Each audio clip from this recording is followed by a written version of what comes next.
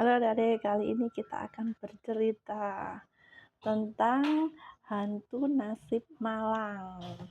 Oke, kita saksikan. Di sebuah desa di tepi padang rumput hiduplah dua laki-laki kakak beradik. Sang kakak sangat kaya bernama Alba, sedangkan si adik yang bernama Olba sangat miskin. Suatu hari Olba datang ke rumah kakaknya untuk meminta sedikit beras. Namun kakaknya berkata, "Pergi dari rumahku, kau tidak pantas datang ke sini. Kalau mau beras, kau harus bekerja dulu di ladangku, mengusir burung-burung gagak yang memakan padi-padiku." Dengan tabah, Olga pergi ke ladang dan bekerja sepanjang hari mengusir burung gagak. Setiap kali ia menggerakkan tali pengusir burung, semua burung gagak terbang menjauh. Namun, ada seekor gagak yang malah terbang mendekat padanya. "Hai manusia, di desa ini kau tidak akan mendapat keberuntungan. Kau tidak akan bahagia. Pergilah ke desa lain dan bekerjalah dengan rajin." Olba mengikuti saran gagak itu. Ia pulang dan berbicara pada istri dan anak-anaknya. Mereka semua lalu menyiapkan pakaian mereka dan sisa makanan seadanya yang ada di dalam rumah mereka. Mereka lalu berangkat ke desa tetangga dengan 2 ekor kuda kurus milik Olba. Olba tak lupa membawa bekal air di tempat air yang terbuat dari kulit. Akan tetapi, hantu nasib malang yang ada di desa itu bergantung di punggung Olba dan ikut pindah. Dia diikuti hantu. "Mengapa kau tidak membawaku? Kau tidak akan bisa meninggalkan aku karena kau adalah milikku," kata hantu nasib malang. Hantu itu terus mengikuti Olba sampai di tepi sungai. Olba sangat haus. Ia turun dari kudanya. Ia juga menurunkan tempat airnya dan berjongkok di tepi sungai. Hantu nasib malang juga merasa haus dan turun dari punggung Olba. Olba bergegas menangkap hantu itu, mengikatnya dengan tali akar dan memasukkannya ke dalam tempat air. Tempat air itu lalu ditutupnya rapat-rapat. Olba lalu menggali tanah dan mengubur tempat air berisi hantu itu di tepi sungai. Pada saat itu, salah satu pelayan Olba baru pulang dari berbelanja. Dia melihat Olba yang sedang menggali tanah di tepi sungai. Ia menceritakan kejadian itu pada majikannya, namun Olba tidak terlalu memperhatikannya. Ia malah gembira karena adiknya sudah keluar dari desa itu, sehingga tak akan merepotkannya lagi. Sementara itu, Olba dan keluarganya melanjutkan perjalanan. Mereka terus berjalan dan akhirnya tiba di desa lain. Di ujung jalan desa itu ada sebuah pondok kosong. Konon penghuni rumah itu dulunya meninggal karena kelaparan. Olba dan keluarganya lalu tinggal di pondok itu. Suatu hari, saat mereka sedang sarapan, mereka mendengar teriakan dari arah gunung. "Tangkap! Tangkap! Tangkap!"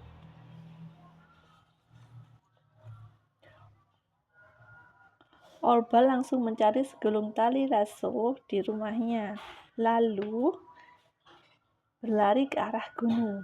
Di atas gunung ia duduk dan menunggu. Ia lalu melihat seekor kambing tua dengan 2 tanduk besar.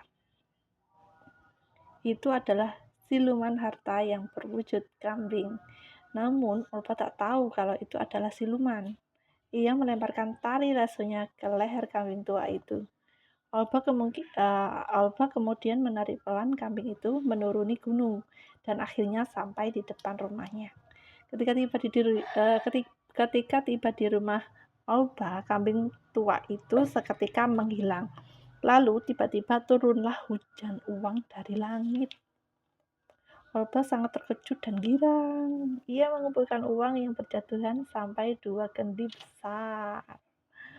Sejak itu, Olba hidup kaya raya dan berkecukupan. Ia kini tinggal di rumah besar dengan banyak pelayan. Olba yang baik hati tidak lupa pada Alba kakaknya. Ia mengirim seorang pelayannya ke desa kakaknya dan mengundang kakaknya untuk tinggal bersamanya. Alba curiga pada uang adiknya. Mungkin Alba tidak punya makanan sama sekali. Itu sebabnya dia mengundangku ke rumahnya. Alba lalu meminta pelayannya untuk membuat beberapa potong kue dadar yang murah. Lalu berangkat ke desa Alba membawa kue dadar itu. Namun, di tengah jalan ia mendengar cerita dari beberapa orang desa bahwa Alba telah menjadi kaya. Dan semakin dekat ia ke desa Alba, semakin banyak warga desa yang membicarakan kekayaan adiknya itu.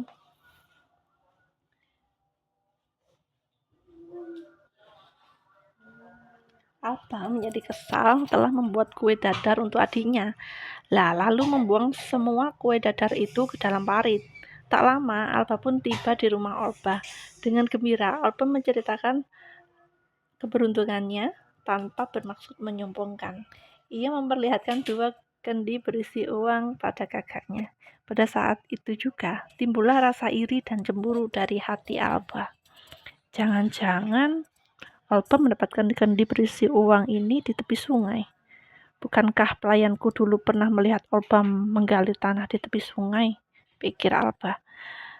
Maka tanpa pamit pada Alba berlari pergi menuju sungai yang diceritakan pelayannya dulu.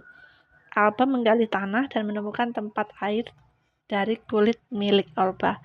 Ini pasti berisi uang emas, seru Alba serakah. Alba membuka tempat air itu dan terlepaslah hantu nasib malang tadi. Kau milikku sekarang, ujar hantu itu. Lalu menempel di punggung Alba. Sejak itu, nasib Alba pun menjadi malang.